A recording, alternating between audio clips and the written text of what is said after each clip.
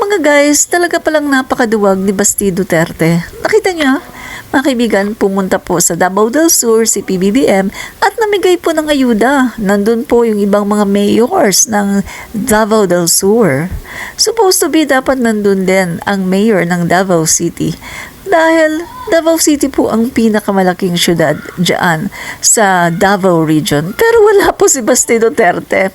Pinagtaguan po niya si PBBM. Yan nga sabi ko sa inyo maisog ko no. Kapag wala yung tao, kapag hindi kaharap, tinitira at talaga namang pinapabagsak. Pero kapag nandyan na, pinagtataguan mo, Basti Duterte.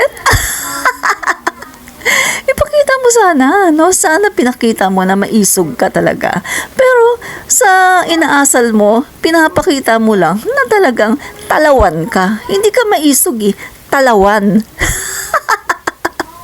Natawa talaga ako mga guys kasi talagang nanginginig ang tuhod ni Basti Duterte sa pagtatago. Hindi niya maintindihan at hindi niya malaman kung saan siya magtatago, mga kaibigan.